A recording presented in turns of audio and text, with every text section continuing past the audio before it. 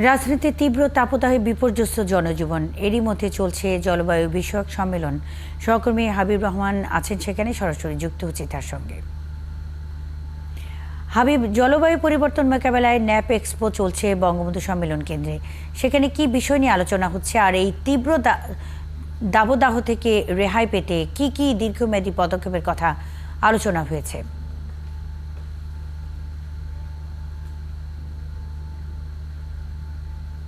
আপনি জানেন যে আজকে যে সম্মেলনটি অনুষ্ঠিত হচ্ছে ন্যাশনাল অ্যাডাপ্টেশন প্ল্যান, অর্থাৎ জলবায়ু পরিবর্তন মোকাবেলার কারণে জাতীয় অভিযোজন যে পরিকল্পনা, সেই পরিকল্পনাটি কিভাবে বাস্তবায়ন করতে হবে, কিভাবে বাস্তবায়ন করা দরকার, সেই বিষয়গুলো নিয়ে কিন্তু আলোচনা হচ্ছে। এর মধ্যে 198টি দেশের মধ্যে 54টি দেশ এই ন্যাশনাল অ্যাডাপ্টেশন প্ল্যান বাস্তবায়ন করেছে, তার মধ্যে বাংলাদেশ একটি দেশ। এবং সেখানে আজকে যে বিষয়গুলো নিয়ে আলোচনা হচ্ছে, মূলত এই যে ন্যাশনাল অ্যাডাপ্টেশন প্ল্যান বা জলবায়ু পরিবর্তন মোকাবেলা করার ক্ষেত্রে যে অভিযোজন প্রক্রিয়া, সেক্ষেত্রে প্রায় 230 বিলিয়ন অর্থ দরকার। সেই অর্থ কোন মাধ্যমে আসতে পারে, সেই বিষয়গুলো নিয়ে কিন্তু আলোচনা হচ্ছে। এবং বাংলাদেশের 8টি মন্ত্রণালয়, বিশেষ করে কৃষি মন্ত্রণালয়, পানি মন্ত্রণালয়, খাদ্য মন্ত্রণালয় এবং জলবায়ু বিষয়ক মন্ত্রণালয় রয়েছেন, এরকম 8টি মন্ত্রণালয় কাজ করবে। এবং 115টি কিন্তু ইন্ডিকেটর তৈরি করা হয়েছে এই ন্যাশনাল অ্যাডাপ্টেশন প্ল্যানে। সেই 115টি ইন্ডিকেটর যতগুলো মন্ত্রণালয় রয়েছে, পাশাপাশি যে সংস্থাগুলো রয়েছে, তারা এটি বাস্তবায়ন করবে।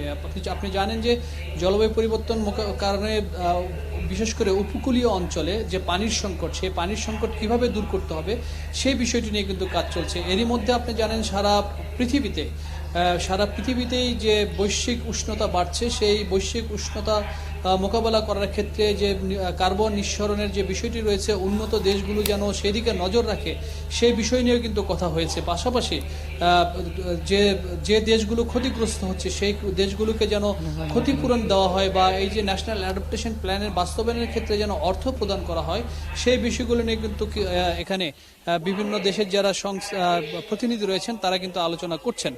এবং বাকি যে দেশগুলো ন্যাপ বা ন্যাশনাল অ্যাডাপ্টেশন প্ল্যান যারা বাস্তবায়ন করেনি, তারা কোন প্রক্রিয়াতে, কোন মাধ্যমে করবে, সেই বিষয়গুলো নিয়ে কিন্তু এরই মধ্যে ইউএনএফসিসির যিনি এক্সিকিউটিভ ডিরেক্টর রয়েছেন, তিনি উপস্থিত হয়েছেন। তিনি কিন্তু সেই বিষয়গুলো নিয়ে পরামর্শ দিচ্ছেন যে কিভাবে এই ন্যাপটি বাস্তবায়ন করা যায়। এই ধরনের নানা বিষয় নিয়ে কথা হচ্ছে, এবং যে তাপমাত্রা বেড়ে যাওয়ার কথা বলা হচ্ছে, এবং একদম সুনির্দিষ্টভাবে বলা হচ্ছে যে এরই মধ্যে 1.1 ডিগ্রি সেলসিয়াস তাপমাত্রা সারা পৃথিবীতে বেড়েছে। এটি যেন আর না বাড়ে, সেক্ষেত্রে কিভাবে অভিযোজন প্রক্রিয়ার মাধ্যমে এটি কমানো যায়, সেই বিষয়গুলো নিয়ে কথা হচ্ছে। এমনকি বলা হচ্ছে যে যে জীবাশ্ম জ্বালানি ব্যবহার করা হচ্ছে অতিরিক্ত মাত্রায়, উন্নত দেশগুলো উন্নয়নের নামে বা তাদের যে বিভিন্ন উন্নয়নের পরিকল্পনার নামে যে জীবাশ্ম জ্বালানি ব্যবহার করা হচ্ছে, সেটি যেন কমিয়ে রাখা হয়। কারণ বিশ্বকে যদি বসবাসযোগ্য গড়ে তুলতে হয়, বা একটি বসবাসযোগ্য পৃথিবী যদি গড়তে হয়, তাহলে অবশ্যই জীবাশ্ম জ্বালানি বাদ দিয়ে নবায়নযোগ্য যে বিদ্যুৎ বা উৎপাদন, সেদিকে কিভাবে যাওয়া যায়, সেই বিষয়গুলো নিয়ে কিন্তু প্রকৃতপক্ষে আজকের এই সম্মেলনের প্রথম দিনে আলোচনা হচ্ছে। এবং আপনি জানেন যে এটি বিভিন্ন সেশনে বিভিন্ন বিষয় নিয়ে আলোচনা হয়।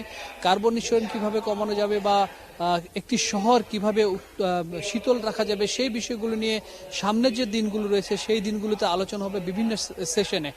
এবং বাংলাদেশে ইউএনএফসিসির যে অনুষ্ঠানগুলো হয়, তার মধ্যে বাংলাদেশে এটি সবচেয়ে একটি বড় প্রোগ্রাম। 104টি দেশের প্রতিনিধিরা এখানে অংশ নিয়েছে, এবং সেই প্রতিনিধিরা তাদের দেশে কিভাবে এই জলবায়ু পরিবর্তন মোকাবেলার ক্ষেত্রে অভিযোজন যে প্রক্রিয়া, সেটি কিভাবে তারা করছে, সেই বিষয়গুলো নিয়ে কিন্তু আলোচনা হবে। হাবিব রহমান, আপনি আছেন সেখানে, খবর রাখতে থাকুন। বেশ কিছু তথ্যের জন্য অসংখ্য ধন্যবাদ।